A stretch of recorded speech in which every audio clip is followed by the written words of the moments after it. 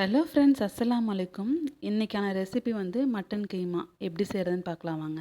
இதுக்கு தேவையான பொருட்கள் வந்து ஆயில், பூண்டு, இஞ்சி, கடலைப்பருப்பு, வரமிளகாய், சின்ன வெங்காயம், சோம்பு, பட்டை, ஏலக்காய், கிராம்பு, தேங்காய், மஞ்சத்தூள், பொட்டுக்கடலை, கறி, உப்பு.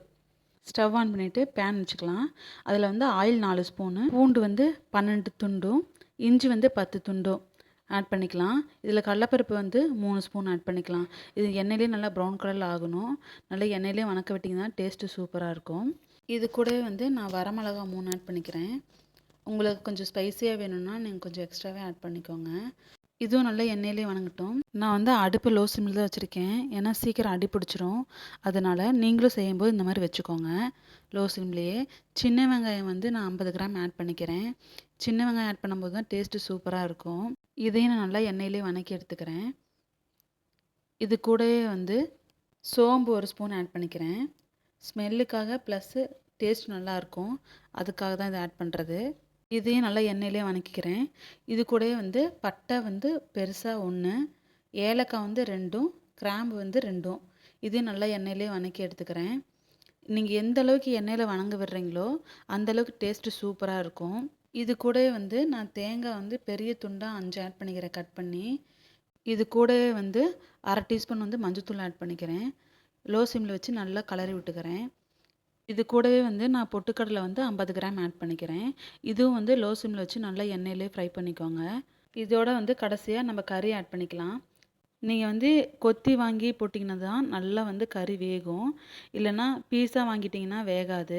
இந்த மாதிரி எண்ணெயிலே வணங்க விட்டு பச்சை ஸ்மெல் போகிற வரைக்கும் நல்லா இந்த மாதிரி வணக்கிக்கோங்க. இது கூடவே வந்து தேவையான அளவு உப்பு ஆட் பண்ணிக்கலாம். பச்சை வாசம் போகிற அளவுக்கு நல்லா எண்ணெயிலே வணக்கி எடுத்துக்கிறேன். வணக்கி எடுத்துட்டு நல்லா ஆற வச்சு மிக்ஸி ஜாரில் அரைக்கும்போது கொஞ்சமாக வந்து வணக்காத பச்சை கறியை ஆட் பண்ணிக்கலாம். அது எதுக்குன்னா எண்ணெயில் பொரிக்கும்போது உடையாமல் வர்றதுக்காக அதை நம்ம ஆட் பண்ணிக்கிறோம். உங்ககிட்ட லாங் வீடியோ போடும்போது ஒன்று சொல்லணும்னு நினச்சிட்டு இருந்தேன். 150 சப்ஸ்கிரைபர் வந்துட்டாங்க. சப்ஸ்கிரைபர் பண்ணவங்களுக்குலாம் தேங்க்யூ ஸோ மச். அடுத்து வாங்க வீடியோக்குள்ளே போகலாம். இப்போ ஒரு பேனில் எண்ணெய் காஞ்சதும் இப்போ நான் காட்டுறேன் பாருங்கள், அந்த பதத்தில் நீங்கள் அரைச்சி எடுத்துக்கோங்க. ரொம்ப நைஸாக அரைச்சிட்டிங்கன்னா நல்லா இருக்காது. இந்த மாதிரி ஒரு முக்கால் பதத்துக்கு அரைச்சி எடுத்துட்டிங்கன்னா சூப்பராக இருக்கும், சாப்பிடும்போது டேஸ்ட்டாகவும் இருக்கும். நான் இந்த மாதிரி செஞ்சேன். நீங்களும் இந்த மாதிரி செஞ்சு பார்த்துட்டு எப்படி இருக்குங்கிறத சொல்லுங்கள். அவ்வளோதான், பொரிச்சு எடுத்துட்டோம்னா சூப்பரான மட்டன் கைமா ரெடி ஆகிடுச்சு. வீட்டில் ட்ரை பண்ணி பாருங்கள். இந்த மட்டன் கைமா வந்து எங்கள் அம்மா எனக்கு சொல்லி கொடுத்தது. நான் இந்த மாதிரி செஞ்சேன்னா என் ஹஸ்பண்டுக்கு ரொம்ப பிடிக்கும். நீங்களும் இந்த மாதிரி வீட்டில் ட்ரை பண்ணி பார்த்துட்டு கமெண்ட் பாக்ஸில் கமெண்ட் பண்ணுங்கள். நான் போடுற வீடியோ வந்து நிறைய பேர் பார்க்குறீங்க. மறக்காமல் சப்ஸ்கிரைப் பண்ணிக்கோங்க. அப்போ தான் உடனுக்குடனே என்னோடய வீடியோ வந்து நோட்டிஃபிகேஷனில் காட்டும். என்னோடய வீடியோ உங்களுக்கு பிடிச்சிருந்துச்சுன்னா லைக் பண்ணுங்கள், ஷேர் பண்ணுங்கள், கமெண்ட் பண்ணுங்கள். மறக்காமல் சாட்டர்டே வந்து லாங் வீடியோவில் பார்க்கலாம்.